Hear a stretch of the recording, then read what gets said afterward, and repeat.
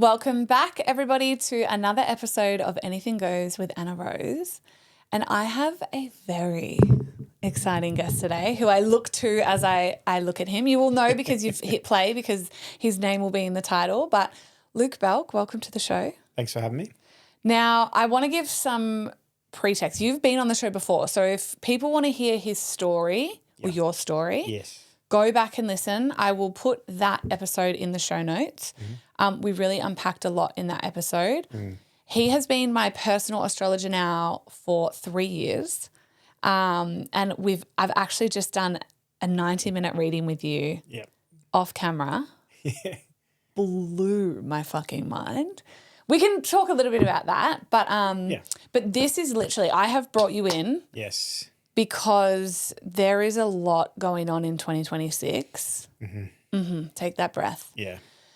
Now, off camera, when you got here as well, I said, I know about a lot of things that are going on. I know a lot, the economic cycle that's ending. Yes. I know about I've talked about all these things, the financial implications, etc. Yes. And then lo and behold, I have learned there's this enormous, we're also in the year 9. Yeah, at the moment, yeah. Yeah, so that cycle's ending. Yeah. And you have done a phenomenal job. You always do a phenomenal job at speaking into forecasts all the time, and you do that on your YouTube, which I'm also going to put in the show notes. Thank you.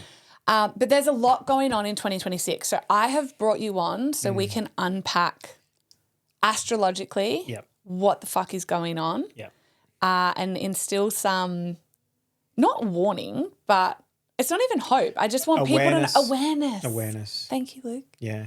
We're going to instill some awareness into the world. But I think before we begin, I will ask one general question. I never know where we're going to set it up before we go in. But what is it about astrology for you that is so certain? Like, okay, let me ask it this way. Yeah, go. So many people being raised, very indoctrinated into Christianity, this was the devil. Yeah. This was absolutely the devil. Yep. We were forbade from reading star signs. Yeah. So I almost had a fear, like growing up and before I broke the shackles of indoctrination, that's what religion was to me, that actually astrologically it's psychic. You're like a psychic to me because you predict things better than a psychic, right? And you're like, but it's just, I'm just reading the chart. Yeah. So what is it about, like, what is that for you? Whereas other people could go, it's silly, it means nothing, or it's the devil. For sure. What is it? Why are you so certain on astrology? Well, there's two things to that. One, I'm a Virgo. Okay. And we like to know how things work and why they work. Well, imagine you had a way to understand how reality fucking works. Like, how do things unfold and the way they do it and how they do it in like a cyclical nature. For example, just looking at the moon and it's, cycle through the sky, 28 days for the moon, 28 days for the menstruation. It's associated to the ebb and flow of the tides. Like, there's a big, strong correlation to, that aspect of our reality. So what astrology is the language that the universe speaks, right? And the universe unfolds a certain way and there's an order and a structure to it. And if we don't understand it, we just think, oh, that's just coincidental and this is just the way things are and that's just how it happens. But when you start to look in deeper and go, well, it's energy and it's unfolding or it's manifesting from source potential down to physical manifestation, and it does so through an organized way. And astrology is the language of that organization. Right? So astrology isn't necessarily doing anything. It's not the devil.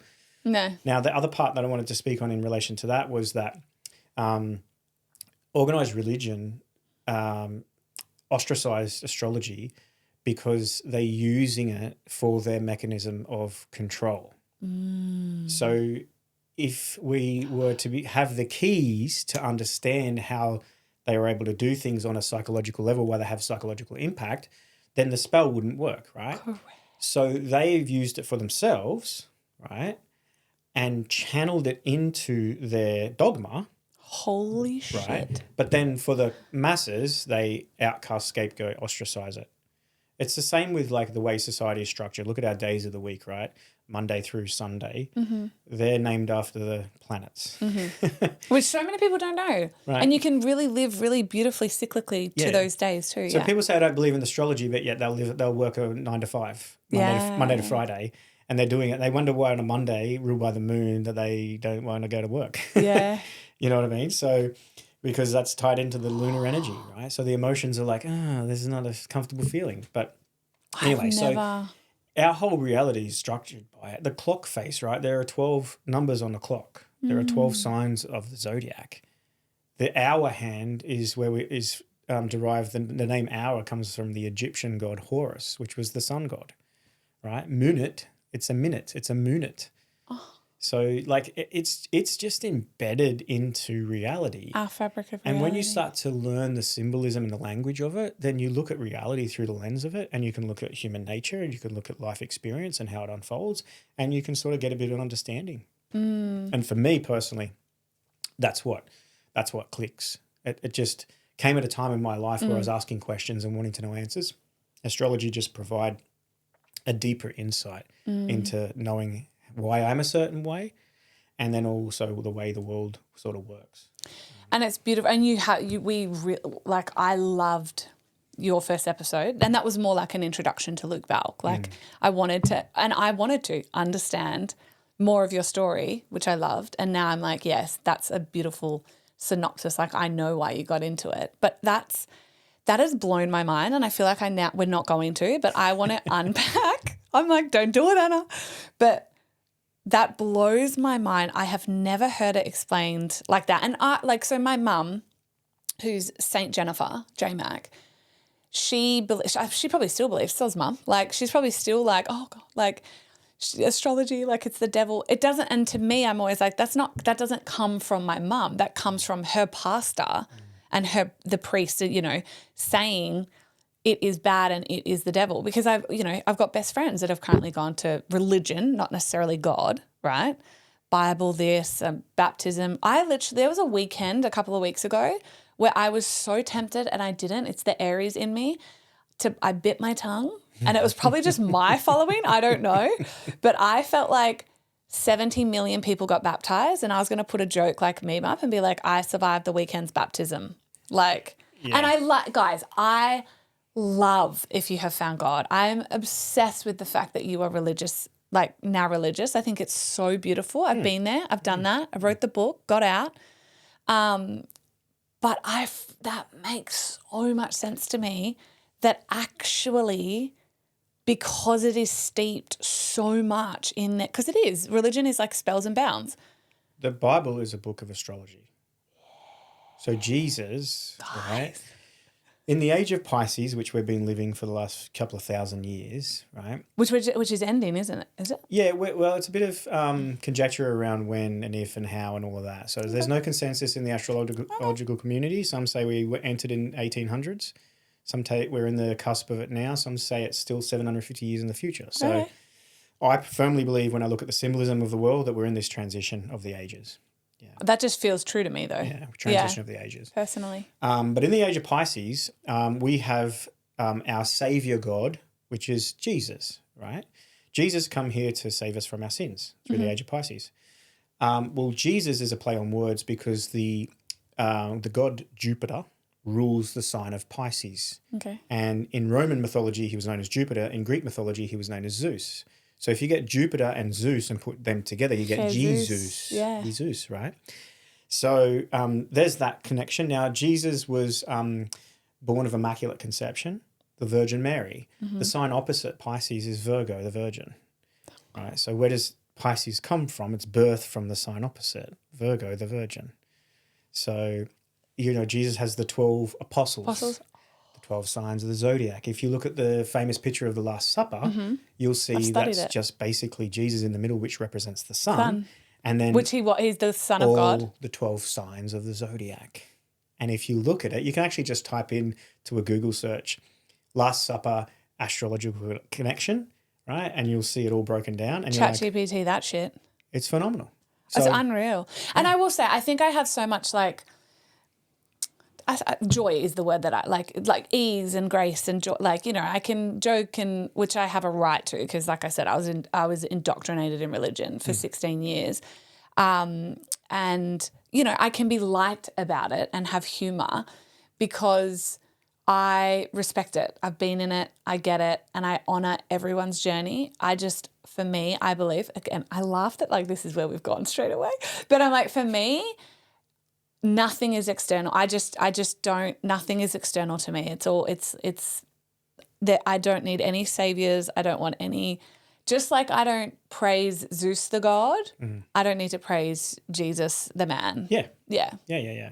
That's my thing. For me, it's just an aspect of an archetypal force of energy, Correct. of creation of consciousness. Yeah. Yeah, it's nothing other than that. Yeah. You know, so guys, I feel like so naughty saying this, but I remember my ex Morgs asked my mum, J-Mac, like he always used to joke with her because she's so religious. She's beautifully religious. And I just will never forget, after like 16 years, he goes, yeah, but Jenny, like you don't believe that the earth was created 5,000 years ago because that's the Bible. And she was like, absolutely I do. And I was like, Jennifer, Mum, babe, there's science that proves that wrong. And she was like, no, like God. And I was like, okay, we're at that level. So guys, this is where I've been there. It's still deeply in my life, but yeah. So interestingly, in the age of Pisces, Pisces is rules over our beliefs, right? It's also the age of religion. So in the age of Pisces, we believe, right, in something. Now, belief means that we don't have knowing, so we have to believe, right? In the age of Aquarius, which we're moving into, is the age of knowing. So we're coming out of believing in God and knowing our connection to God or source or however you want to personify that. There's not a need to believe in the Bible. There's a knowing of the story it represents. And I actually think this is very relative because I'm like, I went to say like, sorry, we've gone here, but I'm like, it's actually so completely connected, and I always trust whatever comes through because I never have a plan. But I do feel like this is probably a beautiful accidental segue. Like I feel like there is this like rip in fabric. Like it's almost like this divide beautifully, not negatively, but I am asked consistently all of the time at the moment, like, Anna, it's like, you know everything, or you've always got an opinion on things. Like, why is it that people are turning to religion? And I do feel like it is almost that divide. I don't know, in my world anyway, I feel like so many have gone that way. So I feel like when I bring an astrologer on, it is a conversation I want to have, like, because I know every single one of them were deeply into crystals and astrology and stuff and have absolutely forbade it now and publicly condemn it. And I'm like, no, guys. Like, both beautifully can coexist. Both are true and both are real. And I think that's so beautiful what you said about believing and knowing. And I was 16 when I came home from school and I sat mum down, I indoctrinated, and I thought I was going to get kicked out of home. It was like that. Like, if you don't go to church and if you don't believe in God or, you know, like, read the Bible, we weren't allowed to leave the table. I mean, that was abuse, but like we weren't allowed to leave the table until we'd read like several Bible stories every single night. I've read the Bible like 16 times over. Like, so I remember coming home and being like, nah, I've got some questions. I just got some questions. And if you can't answer them, Mum, and if the Bible can't answer them, I'm out. And I will keep my relationship with God, but not religion. Yeah. And that's where I stand. Yeah. Because I know God, but I don't trust religion. Yeah. And that's I feel, this is my own opinion, just on this transition of the ages. Yeah, because I'm like, this is it. What Jesus represents in the age of Pisces is because we fell unconscious and basically collectively asleep, we lost our personal relationship with Source.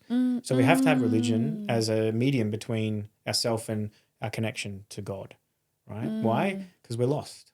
This is the age of being lost consciously. This is what I say. So as we emerge out of that and out of that time period and into a time of awakening and knowing, Jesus represents Christ consciousness. And we have to have a belief through religion or in the Bible or in Jesus, right, and his way, because we personally and collectively were disconnected from our own personal relationship. So religion became this sort of intermediary between God and ourselves. As we go into the age of Aquarius, this is the age of Christ consciousness awakening in human, right? This makes so much sense. So we won't have a need for religion or organized religion in the same sense. And I think what you'll see, perhaps in our lifetime, you'll see the collapse of a lot of organized religion. Oh, because it's corrupt and it's pedophilic. And we'll talk a bit about on that when we get to the Saturn-Neptune conjunction, in particular because of Neptune's significations and what it means for religion. I think the Pope. Do you think the Pope and the Catholics are part of the elite that rule the world? I feel like that at the point of the organization of coherent society and culture and structure, I think they're at the top point of that. Right, same. Yeah. Okay, cool. Yeah, but I feel like that's probably going to be coming to an end. Same. Yeah. This is where you were on. Okay, Yes. so let's go here then. Let's dive in because it's all connected, and I cannot believe I'm like, of course that came through then because I didn't know this. I didn't know we were in the 50 million era of Pisces, and now we are moving into Aquarius, which makes sense because I have also known, and I suppose I have without putting a name on it because I'm like, oh, I know we're moving into the era of knowing, which is Aquarius, which I didn't know. So you have been prolific amazingly since I followed you. And I mean, to the point where I remember you had read something on the royal family and you were like, oh, this is going to happen around this time, probably with the royal family. And I'm like, calm down. That's ballsy. Yeah. And then it did. Yeah. I think the Queen died I can't remember exactly. Yes. And this is all on his YouTube. So I will put your YouTube link. Yeah.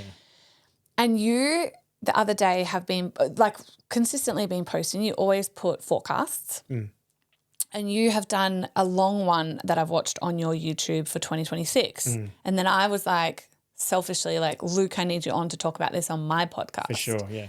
And you've really not focused on, but what got me, I suppose, is this Saturn-Neptune conjunction. Yes. And the way I read it is that it's never happened before, or the way that it's... So it happens cyclically every 36 years, but where it's happening is rare. Right. Very rare. In the sign of Aries? In the sign of Aries, but at the 0 degrees of Aries. Okay. Yeah. So the 0 degrees of Aries is the beginning of the zodiac. And this is the tropical Western zodiac. Oh. So it's tied into the position and movement of the sun through the sky, not necessarily... It's independent of the stars in the sky. They're the constellations. Okay. That's a whole podcast on its own, looking at the distinction between tropical and sidereal zodiac. So that's the Western and the Eastern philosophies. Wow. So one is based on the movement of the sun, the other is based on the position of the stars in the sky. So what do you read? We look at the movement of the sun. Right. Yeah. So, and there's very good reason for that. And when you have it broken down and the data and you can look at it, then you can make your own mind up as to which system you would like to use as a philosophical underpinning. Yeah. But I've done both and I understand and I accept and acknowledge both, but I definitely align to the Western zodiac. Are they quite different? There's 23.5 degrees difference between the two systems. So, for example... that is quite different. Yeah, your sun is at 6 degrees of Aries. So in the sidereal zodiac, you would actually be a Pisces. You wouldn't be an Aries. Because 23.5 degrees back would put you into the sign of Pisces. Wow. I do not align with that at all. Interesting. No, you are definitely an Aries. I'm a motherfucking Aries. Yes. Yeah. So people think that the star signs derive from the stars. The star signs derive from the movement of the sun through the sky. And then what happened is we started to understand how the sun impacts on the cycles of life here on Earth through day-to-day movement, but also on a cyclical yearly basis through the seasons, right?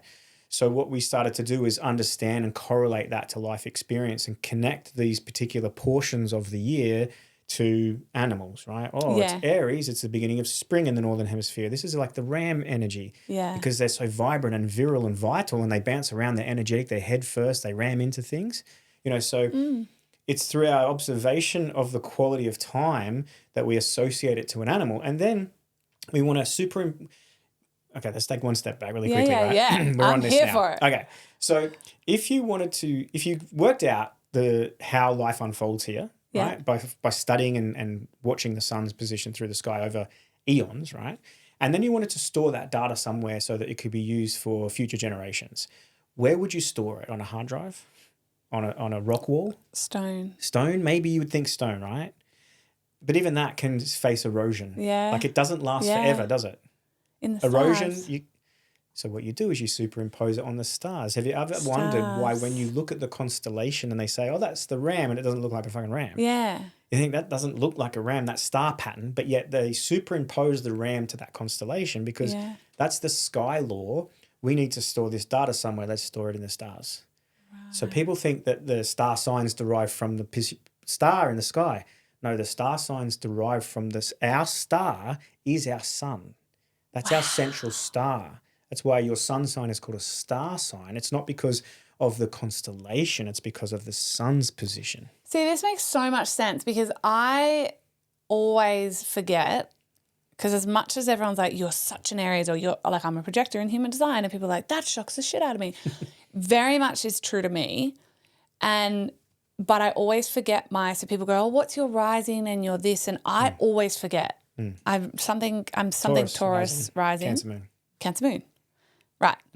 And then, but so to me, I'm like, but that makes sense from the sun, not the stars. But I think where people think their star sign is from the stars is because of everything you just explained.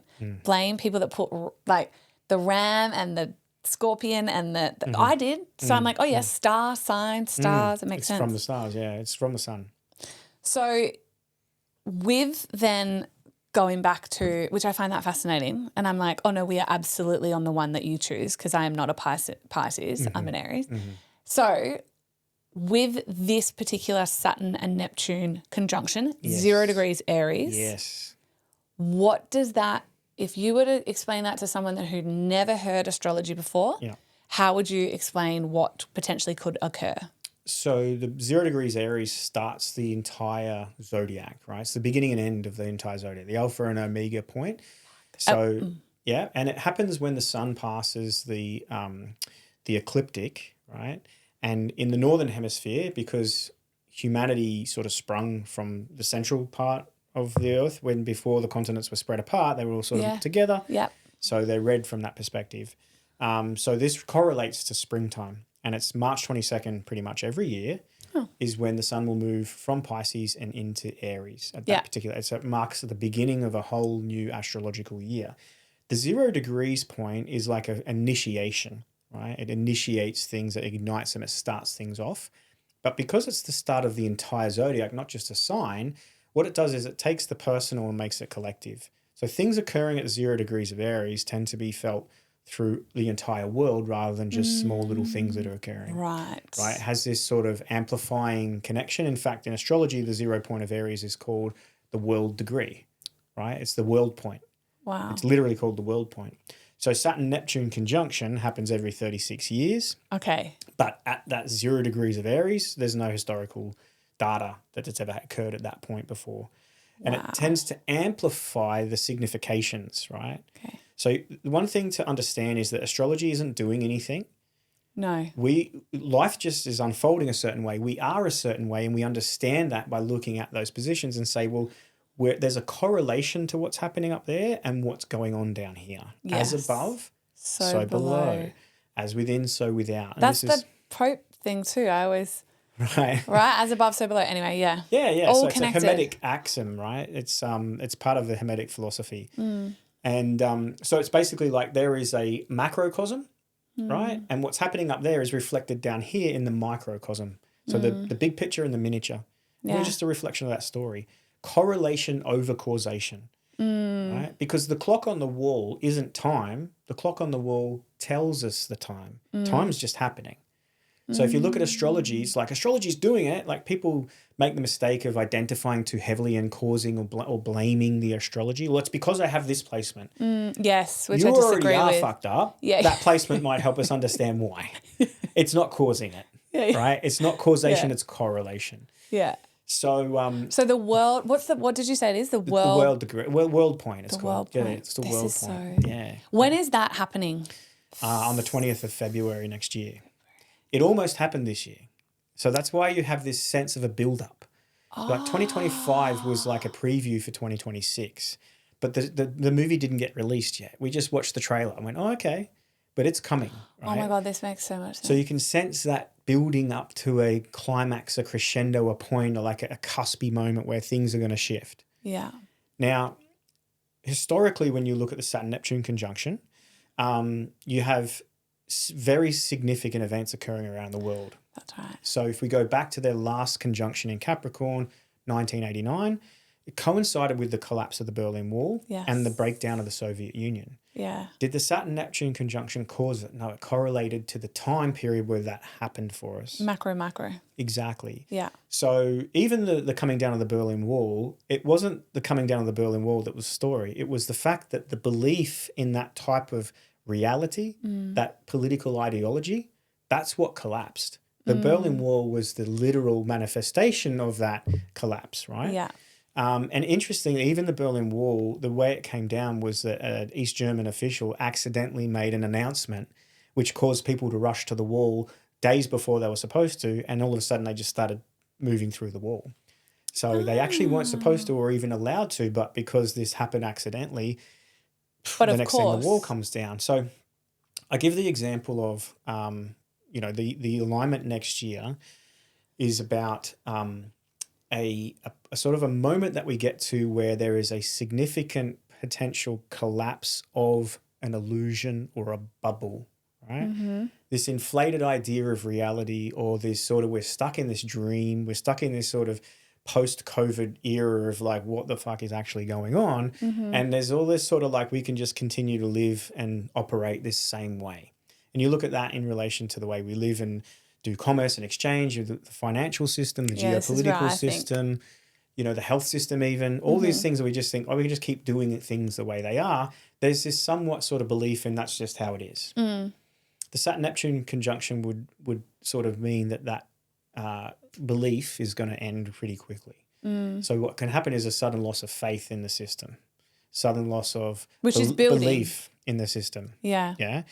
Just like the Berlin Wall, the accidental announcement caused it to come down. That wasn't what caused it to come down. Yeah. It was that people had got to that point where they just went, what are we actually fucking doing? Yeah. Right? And the next thing, that was the trigger or a catalyst for that energy to be released. Yes. So an example is like when you blow up a balloon and you've got this balloon, you're big balloon. And then you get a pin and you pop it. What causes the bang? The balloon popping? Is it the pin or the balloon? Yeah. So what causes the bang is the energy that's in the balloon. Yeah. So there's a catalyst, there's an event, there's a trigger that releases that. Yeah. And 2026 is whatever that is, that event that's coming. And it could be something unrelated altogether, but it's going to be a catalyst that's going to cause this loss of faith, loss of belief in that that's just how things are, and it can continue to go that way. To me, I feel like, who knows, but I feel like it is genuinely something to do around like currency and finances, and that's just my somatic belief. I believe that it's like financial institutions. That's what I believe. And do not take that as financial advice at all or anything. Yeah. But I believe just understanding currents and currencies and things at the moment, especially in, the way the world works, which is the debt cycle and the trillions in interest and everything else, it actually can't continue. Yeah. And so who knows? It could be fucking, I don't know, a war, World War III. It could be World War III. So I'm not a financial guy, and I research a lot of things to sort of marry them up to astrology to sort of get a bit of an idea symbolically of what things connect to what planetary energies. Mm-hmm. If it weren't for the investment in AI, we'd actually be in already a recession. And significantly, if not maybe even some sort of depressive state, certain economies around the world would be at that point. Mm-hmm. So I look at potentially part of this bubble story is this loss of faith in AI, because the investment that they're putting into it is in this idea that in the future it's going to be worth in a certain amount, but at the moment it's actually not producing the investment is way out weighing the actual money that it's producing, right? There's this extreme disparity. And but there's this unchecked belief that that's just going to be the thing that saves us. Right? That's interesting. And I'll tell you why. Because the two things that I for sure know, so we are about to do some Bitcoin mining. Again, absolutely not financial advice, but actually not because of the Bitcoin, because I know where AI is, like where it looks like it was going. And for me, I was like, well, so actually what happened was I was like, what the fuck is powering AI? Right? I was like, what actually, is it a consciousness? Does it just exist? What's actually powering AI? Because there's got to be computer power behind it.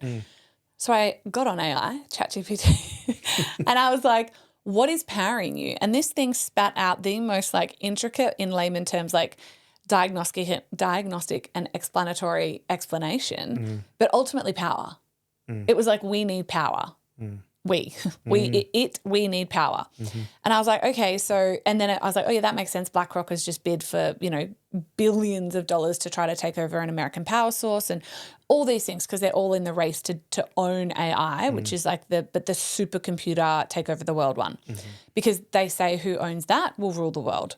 That's why they're all competing, which is that disparity, I think, that you're speaking to. So there was that. So I was like, okay, power. And then I was like, well, hang on a minute. Do we have enough power? Like, I don't think that there's got to be a collapse inevitably, because they're all steaming ahead and there's physically not enough computing power. And that rung true.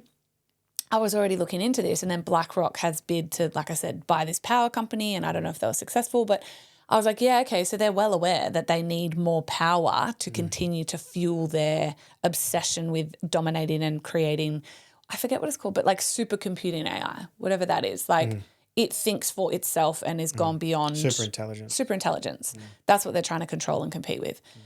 And then came the gentleman who bet on the Big Short movie, that guy. Yep. He's just bet against NVIDIA. Yes. So anyway, so I don't know if you know all this, but I'm like, oh, that is Warren Buffett's got interesting. All liquidated, so he's cashed up, biggest cash holding ever. Yeah, which is what we're doing. What I do is I look at those things from a sort of bird's eye view, and then I match and mirror them up to astrology and go, and I look at the language they're using. There's a lot of people out there talking about loss of confidence, and that's the thing that's going to cause all of a sudden just the collapse. Because at the moment there's just this belief. And collapse is the language as well. Collapse, yeah. I think it's the everything everywhere bubble. And I think it's going to trigger and probably go financial, but I think it's going to move through the political system and a complete loss of faith in the current political governance system in most Western countries, especially Commonwealth. Yeah. Yes. I think the health system will face tremendous pressure next year. Okay. Part of the Saturn-Neptune conjunction happening in Aries. Aries is the life force. It's the divine spark. It's the will. Yes, right? we are the will friends. to act. Yeah. But you have Saturn and Neptune and you have sudden loss of that. So people that are in situations where their health is compromised, their immune system, or they're at end of life stages, I think the Saturn-Neptune conjunction is going to correlate to a lot of souls transitioning. And also think the Saturn-Neptune conjunction, because if we go back to the beginning of 2020, there was a Saturn-Pluto conjunction. Okay. So Saturn deals with the karmic retribution for your action or inaction. Now, is this individually or collectively or both? Right. Both. Love. Yeah. So you reap what you sow with Saturn. You make a choice or decision here, you act a certain way or inact, and it creates a ripple effect. And at some point you have to realize that karmic experience, right? So because in 2020 there was a Saturn-Pluto conjunction, and now we have a Saturn-Neptune conjunction, and in the middle of this we had a Saturn-Jupiter conjunction that was right at the end of 2020 that was tied into the inoculation. Right. So and there's already been a huge rise in health implications as a result of that. So we're going to see a significant increase in that happening also around this conjunction, because you have Saturn and Neptune and you have the impact that has on life force, right? The depletion of life force, and the next thing, all sorts of health issues can arise because of it. Issues with blood, issues with heart, issues with stroke, because these are all Aries significations, right? Shit. So yeah, it's not just economic. It's geopolitical, it's health. It's also potentially religious war, so conflict I feel this. Yeah. So big you've time. got I think Israel.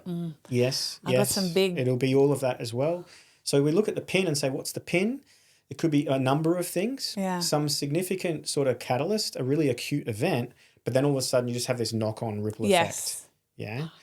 And the other interesting thing, a lot of research I'm doing for the next YouTube video I'm putting up, which is going to really focus on a lot of this, is looking at timing of certain things. When do these big sort of events occur? And can we look astrologically and find some signatures so we can predict future events and the timing of them?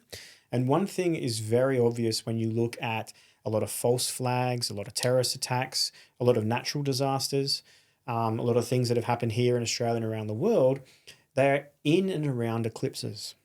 Okay. And in February, on the 17th of February, there's a solar eclipse. Which is like days before. 3 days before the Saturn-Neptune conjunction. It's in Aquarius, and the ruling planet of Aquarius is Saturn. So it amplifies Saturn energy. Yeah. So it's like around this February time period, mid to late February, early March, because there's a lunar eclipse on the 3rd of March. This for me is a big like asterisk to sort of say like around alarm. this. Yeah, alarms are ringing because there is the likelihood of some significant acute event, like a pin being popped, which then triggers what the Saturn-Neptune conjunction is all about and how we experience that. So some real quick things. Please. It hits an interesting part of the Australian colonisation birth chart, which is when in 1788. So when they colonised Australia, when they landed here on the shores of Botany Bay. Okay. There's a birth chart for that. Yeah, of course. So Yeah. this eclipse hits a very important part of that in the first house. So it could be something very personal for us to experience here in Australia. It hits Donald Trump's chart in a very significant way from a place where it could deal with open enemies. So we could be looking at his safety as part of the story. And also hits the USA chart and right on their moon, which deals with people, right? And the emotional current of the nation. So Civil War. Yeah, there's a lot. There's a lot where it's like, you know, this could be a certain event which impacts lots of different areas, but what it's really doing is it's allowing the potential that's already in the balloon. Yes. To manifest. Yeah. This is fascinating to me. I'm not scared. I feel like people listening to this, please don't be scared. Like, it is what it is, and it can be no any other way because it's not. And so I don't know. I don't get scared. I like that I have this knowing and that I'm interested. I personally certainly, we won't be anyway because we're doing our first cycle in February, which I find ironic also. And we can touch on that at the end about my like moon and things. Yes, but yes. What I find interesting is that I feel like from a collective, like I wouldn't get on a plane. I'll say that. I definitely wouldn't be traveling in February. But I feel like those that are awake, and it's certainly not all, my thing that I have felt for a little while, probably the last 5 years since Convert, is that we have been moving into this moment, and I didn't know this astrologically. I didn't know that Saturn and Neptune, Saturn and Neptune were going to conjunct at 0 degrees in Aries. Like I didn't know any of that, but if you asked me and if you've talked to me privately or publicly or anything, we've been building to this, I believe, this moment in hindsight, and that everything that has been happening, which I find so interesting because it's like the people that got inoculated and the health issues and the I'm like, it was building to this pop, realistically. Yes. And there's nothing we can do about it. No. I believe other than be certain and centered in self and trust. But it's like almost like the death of the old way and the beginning of the new. I would look at it like this. For anyone that's out there that's a little concerned, that's a little bit apprehensive or anxious perhaps of what may or may not happen. That'd be people with kids, I feel like. Go back to 2019 and maybe the last 3 months of 2019, someone had come to you and said, hey, there's going to be a pretty significant worldwide pandemic. There's going to be lockdowns. There's going to be loss of travel, mask mandates, and potentially moving to a vaccination. What choices would you make in preparation for that could be different based on knowing versus not knowing? Right. And therefore, what I would suggest is moving into this next year is, okay, we're dealing with this collapse, loss of faith in the system, potential economic downturn, maybe leading to depression. We are. Could be moving to, global conflict, religious war. Like these are the types of themes that we're going to be dealing with, and not one thing, but lots of different things. So then how would you prepare, knowing that there's nothing you can do to change the events, but just, so you can move through that with minimal impact or exposure to it, but also an awareness so you don't have to be carried away. You can understand like this is what's going on. Yeah, it's like, I was ready for this. Yeah, and the other thing is for those that are awakened or awakening, I like to call it, because we're always in a state of awakening. Unless we're enlightened, we're still on that journey, right? But certainly there's been an uptick in awakening since COVID, which was one of the paradoxes of that time period. Horrific for some, but great for others because a catalyst for change, especially in our awareness, right?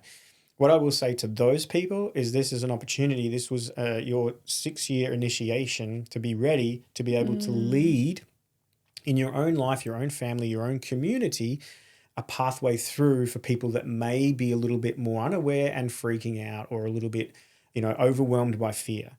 So Aries is all about leadership, right? And this might be calling those spiritual warriors, right? So Neptune in Aries, we've got this spiritual connection to the Aries energy. So we're spiritual warriors that are standing up to be able to lead for their community, for their family, and for their friends. Imagine we had, 100 times more leaders through COVID. I was going to say. The collective would have felt like there was an alternative to the system and how it was sort of persuading people to do certain things. Yeah. I mean, there were some people, myself including yourself, standing up and speaking out, but it was the vast minority. Yes, I feel like this time there's going to be a lot more people, and it's up to them not to be freaking out, not to be waving your fist, not to be in a state of blame or victimization, but just leading an alternative. So how do you go and manage this, and why aren't you freaking out, and why aren't you dealing you know what I mean? So that's going to be a call for those people that have gone through an awakening to really step into their own leadership through this period. That feels very true. As you're talking, I didn't want to interrupt. I'm like, imagine if we had those people during COVID to lead instead of the few, which it was an honor and a privilege to be one. And I know you feel the same way. And now I'm like, no, there's an army. There's just an army. And it was all those people that became enlightened through, or they're in their awakening process. But that's what I feel personally. I genuinely, and this could be very wrong, but what it feels like for me, and again, I didn't know that this conjunction was happening in once in a lifetime because of the 0 degrees in Aries. But significantly in history, enormous things. Because you obviously touched on the Berlin Wall, but prior to that, there was something else, wasn't there? So in the 50s, when this conjunction occurred, it was tied into the civil rights movement, right, which was huge enormous at that time.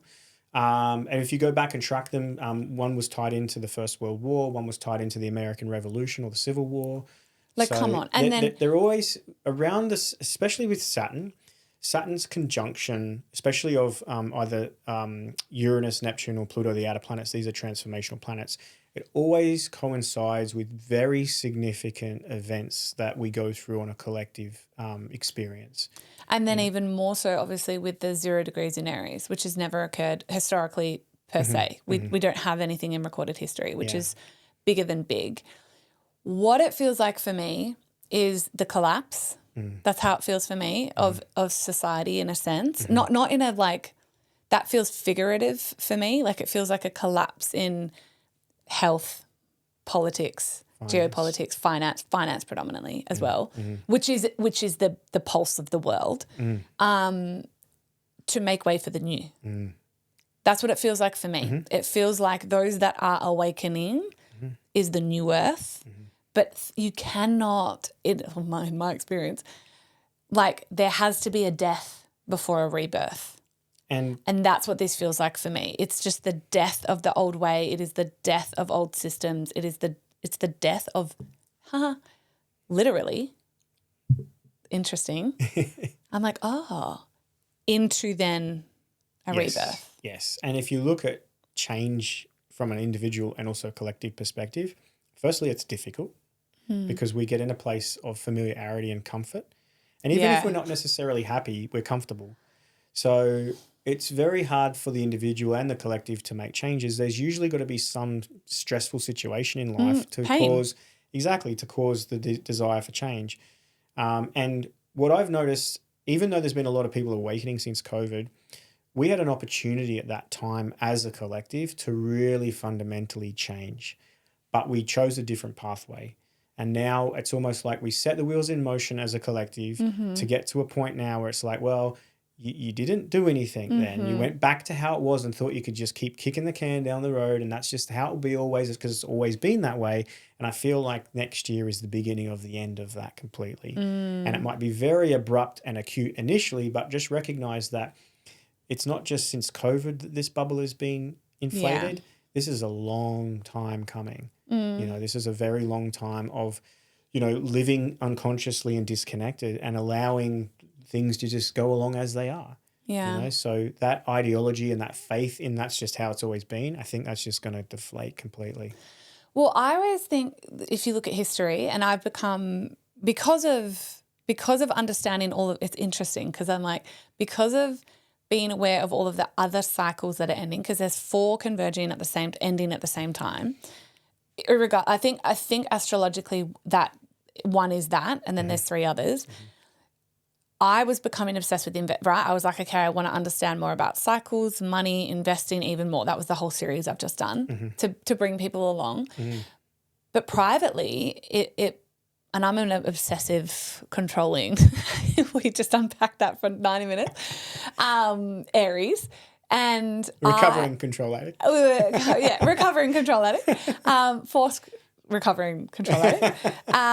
And I've become I've loved diving deeper into like the history of governance, the history of money, particularly the cycles of money and et cetera. And this is where I feel, because I'm like, that's where I think the pin's gonna pop. I think the event will be that, and then everything else will trickle from there.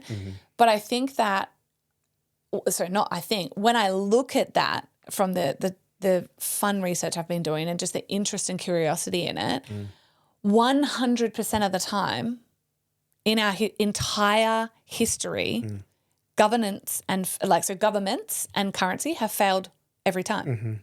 100% of the time. The Roman Empire, things collapse, currencies fail. 100% of the time. Now, I'm not saying that that's the event, but I'm saying it could be. I don't know what it's going to be, but when you said, because I follow you relentlessly, it's like when I saw you post about that and then I watched the YouTube, I was like, this feels so big. Coupled with the fact there's multiple other, outside of astrology, For sure. things going on, which is obviously connected to the macro. We are the micro. Yeah. But wow. Yeah. Definitely feels like an everything everywhere all at once type of thing. And we'll catch a lot of people off guard, but hopefully things like this can bring a little bit more awareness so that people can navigate through and not necessarily tied into the hysteria that's kind of caused. You can have mass panic with the astrology, just the significations of Neptune in particular can cause mass hysteria and uncertainty. Do you know what I mean? So, I'm just because I'm like, oh fuck, well that's the sign. Yeah. But on an individual level, this is a time to really step into what you know and believe in the sense of not just this physical mundane world, but you as a soul and why you're here. Yeah. And a remembrance of that, and that you can endure. You were born for this time. Exactly. Your soul positioned you here to go through this experience because there's something important for you to learn through this process, So everyone has a purpose at this moment in time, and it's about remembering that and then bringing that into the way you live and act and respond rather than react to what's going on. Which I believe so beautifully and so powerfully. And I think for me that speaks into it's just a belief. I feel like it's a knowing that there is almost, I don't want to say divide, but there is almost that it will almost be before 2026 and then after 2026. But that belief that we are, I remind women of this in every email, in every post, in everything, you were born for this time. There is no mistake that you are here for this time in history with the people that you are. And also there's souls that will not come with us into the awakening, and that's their contract as well. It's making peace with those that soul has decided to transition as well and letting go. The soul doesn't suffer once it's on the other side. We do because we can't let go. Yeah. But even if the person themselves aren't aware or conscious of the reason for that transition, the soul is in control of that process. Yeah. So it's surrendering to that and just accepting it, and that's just the path they chose, right?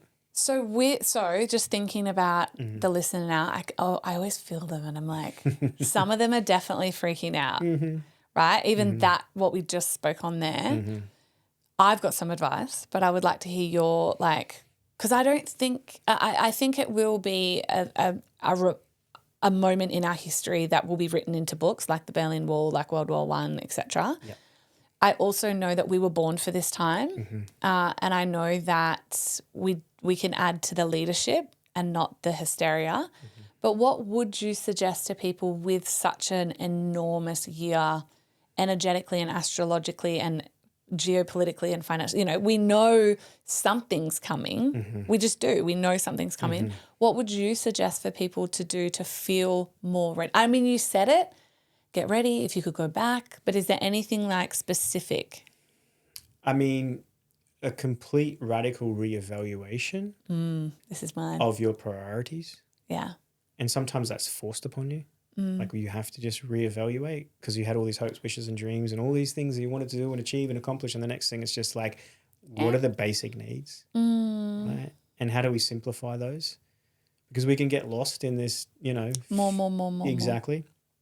So I would say preparation is to just think, okay, in the event that there is an economic downturn or a collapse, in the event there is civil or societal unrest, in the event that there's a loss of control of government, like in these events, in the likelihood of these events, how exposed are you? Yeah. And how would you respond? And how would you better respond if you had prepared? Yeah. And then make those changes now. And it doesn't have to be extreme. Avoid the extreme. You don't have to go and stock up 3 years of food. So that's just thinking. But you probably want like 3 days worth of stuff. Yeah. You know, take COVID as an example, right? Yeah. When COVID happened and lockdowns occurred, everyone rushed in and bought toilet paper. And then the next thing, a day later, everything in the shop was pretty much gone, all the food and everything. So if we're in a situation and there's a bit of a panic and people are doing panicky things, reactiveness, and you can't go to the shops anymore, like, have you got enough food at home to last 3 days? Yeah. You know, have you got enough water and those types of things? With regards to the economy, if there's a run, like a collapse and there's a run on the banks, they will just shut the machine straight away and they will stop you from being able to withdraw regardless of how much money you have. They'll put a limit on withdrawals. Well, they and already they'll are. drip feed it. Exactly, right? They already are. They've been priming that for some time, you know. You can only take out a certain amount. Yeah. But if there's a real catastrophe, they will just shut the machine. So if that happens, how are you exposed to that? Yes. You know what I mean? So these are the types of things to hypothetically just go through. One of the things I see in my own practice as an astrologer, but also just in the world, is that people are afraid of uncertainty, the unknown. Yes. I don't know. So what they do is they avoid thinking about it. But if you give yourself space to think, well, what if the worst case scenario happened? How would you respond, right? Yeah. Therefore, in the unlikely event the worst case scenario happens, but something significant happens, you've already given it some thought. Yes. The worst thing you do is put your head in the sand and just think, I don't want to think about it, right? It's usually because you're trying to avoid a fear of an uncertainty. You're better off just to run through with different hypotheticals and say, okay, what would we do? Are we prepared in the unlikely event that the worst case scenario happens? What are we going to do about it? Yeah. You know, and then whether you can reevaluate now in the likelihood of those things occurring and then say, well, how do we reprioritize our life because of that? Yeah. Or whether you're forced to have to, you know, do a quick reevaluation of reprioritization in the future. Yeah, which to me is worst case scenario. Like a quick, you know, oh shit, I haven't thought about this. They talked about this. My advice is similar. All that keeps coming to me, and this is just very basic 101 to life, but I just keep being like, do not be over leveraged, right? Which is exactly what you said from a more economic perspective. My big thing is ensuring that you are not over leveraged to make rash decisions and to be in a position that if something occurs, because something is occurring, just it's happening. It's going to happen. You can feel it. Everyone can feel it. You know it. Even to the point where the banks are starting to shut down on crypto. Like Commonwealth is now, from experience, from several women coming to me because I'm known as crypto girl, but and they've point blank refused to allow you to withdraw your money from a bank into an exchange. Point blank. And people that, you know, I said, well, leave. And they've like, we've threatened that. And they've said, good, go. Banks. We would rather not have you if you were going to withdraw your money. So there's a lot that is just, the frogs, we're all frogs in the pot that are slowly boiled. And some of us are starting to get out. So my biggest thing is just do not be over leveraged in any way, shape or form, predominantly financially. And that's the biggest thing for me. I held, and again, absolutely not financial advice, but I had large cash liquidity in the bank. And I've been asked this 1,000 times over the years, thousands of times, privately and publicly. When other people have had distrust in banks, I haven't. I've been like, that's just the society we operate in, right? It's just if I want to play in society, that's it. I am comfortable with many hundreds of thousands in the bank. I am not anymore. And so I've actually pulled most of it. I've still got, and I've kept it in liquid assets. So for me, Bitcoin and other things. So, and there's still hundreds of thousands in the bank, but less. Right. And my big thing is, well, if the banks shut me off, have I got access to my 7 figures in other ways? Yes. Right. If the crypto exchanges collapse, well, then I'll be okay because I've got money in the bank. Yeah. If the share market falls out, these are my assets, right? Yeah. Then like if any one of those things collapses, I'll be okay. If all three collapse, cool. Yeah. I've got skills and know-how to rebuild. Yeah. Yeah. I am my own greatest asset. Yeah. I have a regulated nervous system, right? So that's my thing. I'm not over leveraged mentally. I'm not over leveraged financially. I'm not over we put things in our contract with this that it's like, well, if another pandemic hit or anything like that, what will we get given grace? And there are people out there right now that they're putting groceries on credit cards. They're barely paying their mortgage, right? And I'm like, yeah, okay, if I were you, I would be having some hard conversations around the dinner table with myself or my partner. Yeah. For sure. Yeah. Yeah. So, consolidating debt and not necessarily being too exposed financially is probably a good thing. Basic necessities. So you've got those. And also the other thing is having a conversation with those in your community, family or friends circle that you can have conversation with. Because one of the things that really supports people through any type of shifts, being positive or negative, is community. So, being able to call on other people, but also being able to support other people in your community. That's beautiful. Yeah. So I know that people that sort of went through COVID in a hard time, a lot of the thing that, especially a lot of feedback I got was like that, thank you for being that for me. Like it was, made sense of things and just held that sort of space that, was putting it into context for people. So you might be, if you're listening to this, and most likely you might be that person in your community. They will be. Yeah. That is so true and so beautiful. And I also just want to say, rest assured, if anything goes down, when it goes down, something's going to go down. There's just no doubt about it. I think, again, even if you just literally, I'm sure I don't, but turn on the news at the moment, there would be signs, right? There is. Including just Warren Buffett, literally for the first time in his own history, has the largest cash holdings he's ever had. Now, that's a market signal that tells the market something's about to crash and he's ready to buy. That's what that is. Yeah, so JP Morgan is famous for having said, millionaires don't use astrology, billionaires do, right? Or the royal family do. Absolutely. I know that for a fact. You can, as an astrologer, you can tell people that have astrological knowledge. You just can tell. Yeah. Because they do things and the way they do them and how they go about them and the symbolism that they use, you're like, oh, that's that.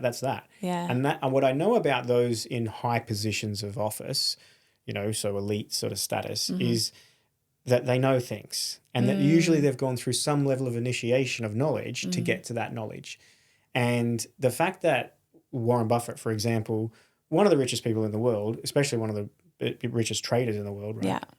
Yeah. To be able to do that thing, he's looking at all of his metrics and everything, but you can guarantee whether him or his advisors have astrological knowledge. So they if they're not themselves really savvy with this stuff, they have someone they've paid a lot of money to give them the right advice. And the thing about the reason for billionaires being, connected to astrology and things like that is because everything goes in cycles. Yeah. And if you understand the cycles, you can take advantage of them. When the masses are going that way and you're going that way, that's when, you can potentially benefit in a huge way.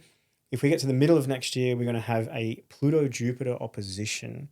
Okay. And interesting, this is going to be... If we get to the middle, when we get to the middle of next year. Yeah, I was like, we've got to get beyond the first... Yeah. We've got to get beyond the first quarter. Yes, when we do. Well, if you think about COVID, right, in January 12th, 2020, Saturn Pluto had a conjunction. Okay. And there was an eclipse around that particular time. And then by March, we're in lockdowns. Yes. It was pretty quick. Yeah. Like, it happened pretty quick. Yeah. I would expect the same type of thing when we move into the new year. Yeah. Around the eclipse season, we have the Saturn-Neptune conjunction. So February 17th? The first quarter of next year, by the time, if we get to the end of March and nothing happened, I would pretty much eat my boot. Yeah. I think.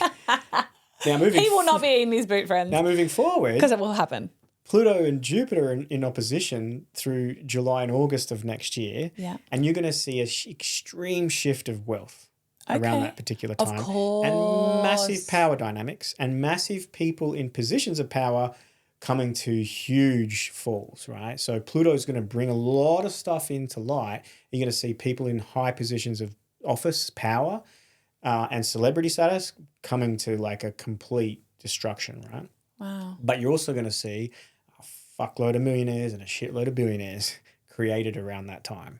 Of course. Yeah. This makes so much sense for me. I'm like, but of course, because I know I'm stacking cash right now because I bring on the market. Yes. Can't wait. That is when the rich huge wealth transfer. Yes. Yeah. Yeah. Because and I'm talking about it. Don't get angry at me because I'm like, we've primed ourselves to buy. Yeah. Just like Warren Buffett. Warren Buffett started to stack cash. Guess what I started to do? Yeah. The gap between the poor and the mega rich is going to, increase exponentially, and you're probably also going to have a lot of the middle sort of class people decimated. Yeah. I've been saying this on the podcast openly.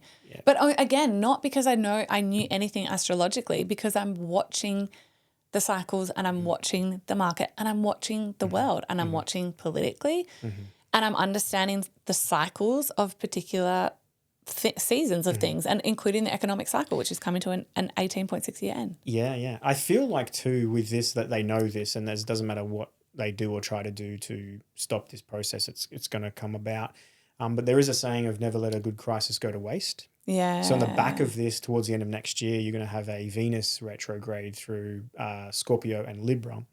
And if there is to come out of this some sort of new economic policy or regime or even currency or system, you would probably find towards the end of next year is when the likelihood of that might be implemented.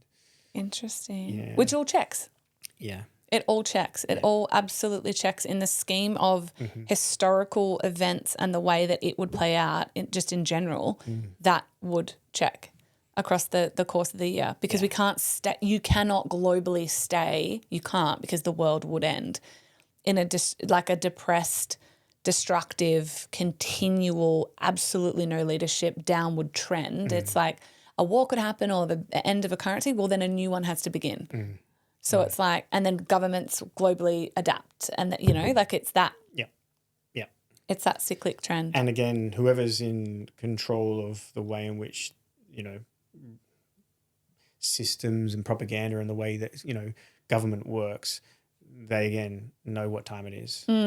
And, just like with the COVID example, why did they choose the beginning of that year where the Saturn-Pluto conjunction to implement a pandemic, which was well orchestrated and thought out and which planned has been proven long before it actually came about. Yeah. And they chose that particular time because they look at the sky clock and they say, that's what time it is. Yeah. So when I look at the sky clock next year, I think, oh, it's that time. Okay, this is what we're going into.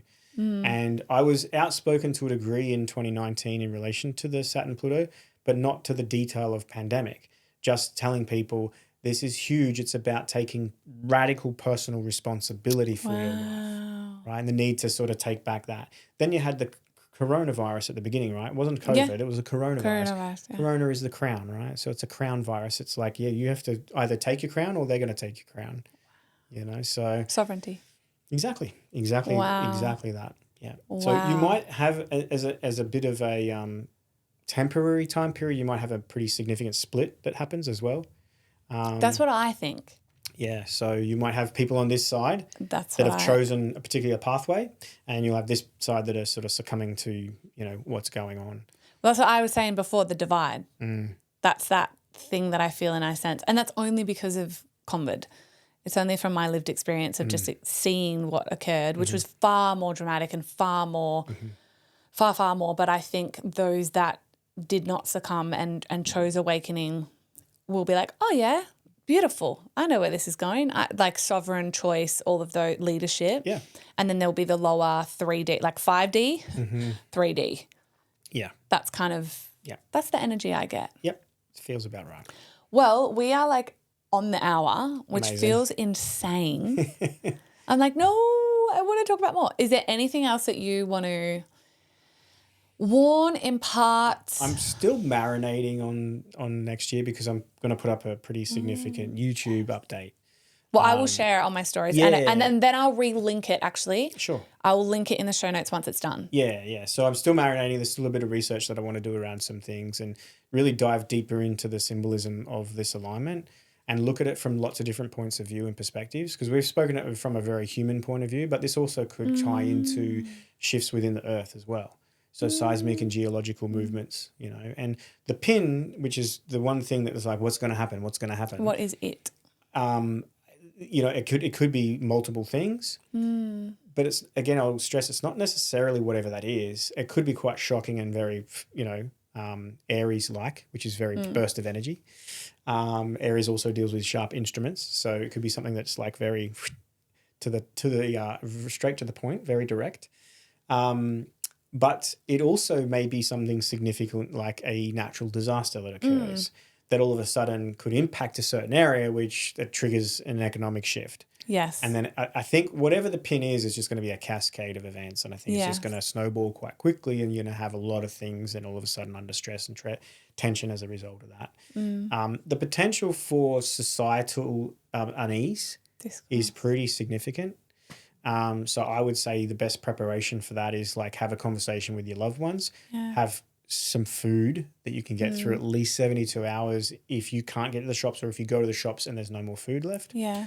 Those are the things I would sort of say as like the more practical things that you can do to prepare. I feel like what will help people as well is like this statement, and we'll probably go a little bit over, but I get asked this all of the time and it's around children and it's like, I know all this. So just so you all know, as I look to the camera, I have known this. I have known about the 3 other major cycles ending.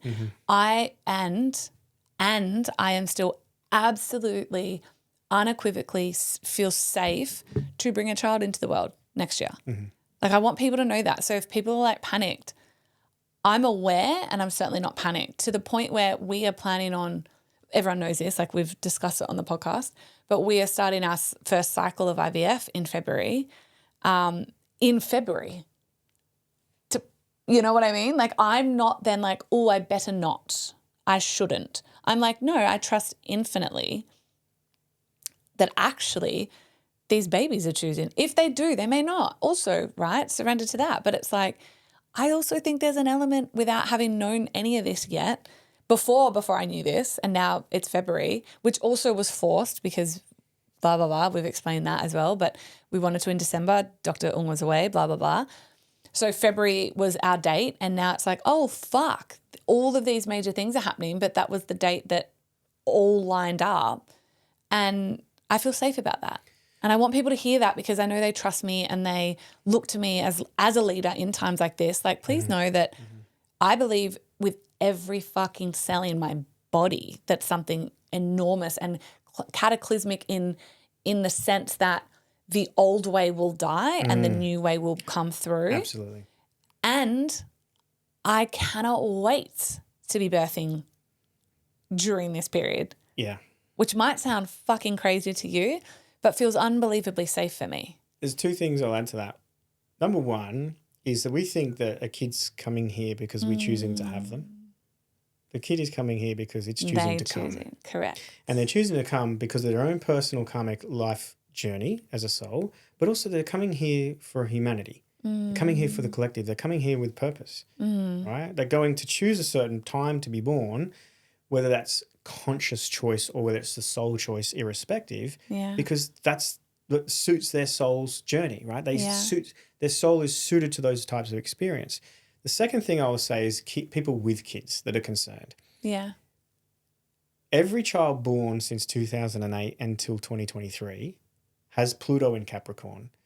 These souls can handle extreme transformation of the pillars, the structures of society.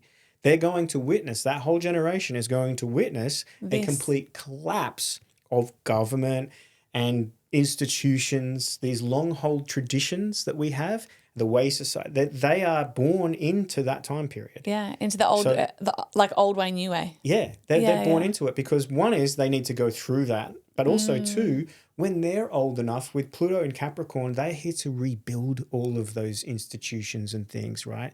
But done in a different way rather than the way in which we've just clung to and that's just how it's been and that's how it was, right? Passed on and hereditary and there we are. Yeah. That generation from 2008 to 2023, they're all here to go through that complete catastrophe, crisis, transformation of the tradition, the structures that hold society and bind it, the rules, the governments, all those things, because they're here to rebuild.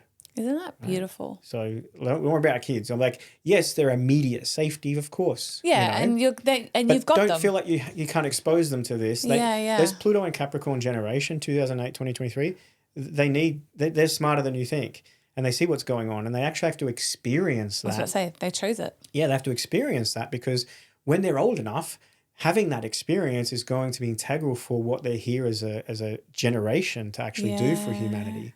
You know, and each generation has their own purpose. Yeah. Yeah. I say that all the time. I'm like, governments are fucked. It's so fun. I did not know this. I literally laugh and I'm like, yeah, governments are fucked moving forward because this generation, then like my babies, the 2008 to, there you go, to 2023, the parents weren't raised in war in essence, right? It wasn't that generational, this is just the way it's done, etc. And we teach them, you know, the US government flew planes into their own buildings. Like, you know, like they're growing up just a completely different generation where it's like, you can't hoodwink me. Like, it's beautiful. Yeah, is and my I point. never learned any of those things in my childhood. I can have conversation with my parents now about this sort of stuff. Yes. But it wasn't exposed to me in my childhood. Me either. Not at all. No. We were just disco partying in the 80s. Yeah. Fuck yeah. What a time to be alive. All right. Well, I will leave it there. Amazing. Thank you so much, Luke. Pleasure as always. Thank you for having me. I will be absolutely. Will you agree to come back in? I know you will, but like come back in when this kicks off. Yes. And you can be like, told you. Well, I don't want to be like that. No, just be like, okay, let's unpack guys. it. Oh, that's what I was going to say. Let's unpack it. Let's unpack it. You know, so because the story's yet to be written, it's there, the potential is there, and the direction that we're going and all of these other indicators that sort of formulate part of my forecast isn't just looking at astrology and say that's going to happen because of that. It's looking at the state of the world. Yeah. It's looking at the economy, the geopolitical system, the health system. It's looking at all these things, looking at what's been going on and going, okay, well, there is a bubble. Yes. Everywhere. For everything. And we're caught up into this idea that that's just how it is and that's just how it's always going to be. And there's a rude awakening coming to that. Yeah. So I'm fully prepared for it and ready for it. And it don't really matter to me what happens. And even if I was in a situation in my life where it was like, unfortunately, that was the end for me. Luke, you had to transition. I'm okay with that too. Not to say that I would welcome that. Yeah. But I'm okay because that's my journey. And I literally said the that. same. Yeah. Someone said the other day, but what if the world ended? I'm like, have you met me? Like, what a life. It's okay. It's not going to be that, by the way, and touch wood and blah, blah, blah. Well, the world is an idea. The earth will never end. The earth will be fine. The world's just an idea. Yeah. Right? We construct this idea of the world. And I can tell you that the world that we've been inherited and living in, that wasn't really our idea. Because we've been in a collective slumber. Yeah. We've been asleep at the wheel. So that's what I reckon it is. You know?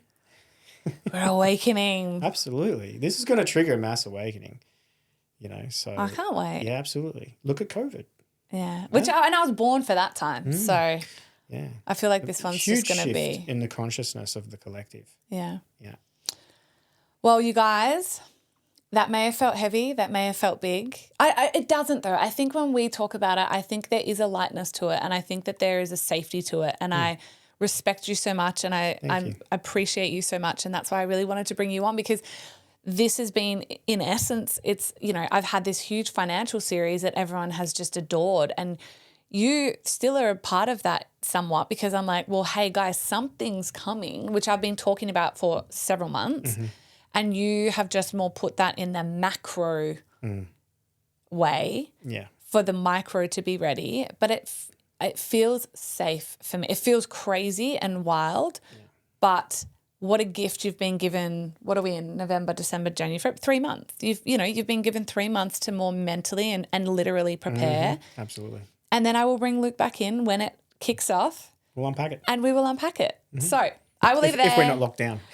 Jokes. You will be in this studio, let me tell you. Fucking what lockdown? Never heard of them. Never heard of them. Yeah, didn't bother me. But until next time, friends, I feel like this will ring true more than ever. Stay wild. Thanks so much for listening to another episode of Anything Goes. And if today's episode gave you maybe a new perspective, a little bit of a laugh, you learned something new, or just loved our trip to Taboo Town if we went there, it would honestly mean the world to me if you could leave me some love with writing a review and sharing this episode to your socials. You have no idea how much that helps my little podcast get out in the world. If you love what you gain from these conversations weekly with me as well and want more than just listening in, come and join my inner circle. It's my monthly mastermind where for just $47 a month, the real magic happens. You get me up close, no filter, live coaching. And if you get what you get from this free podcast, imagine what you get in a paid container. Links are in the show notes, friends. And until next time, stay wild.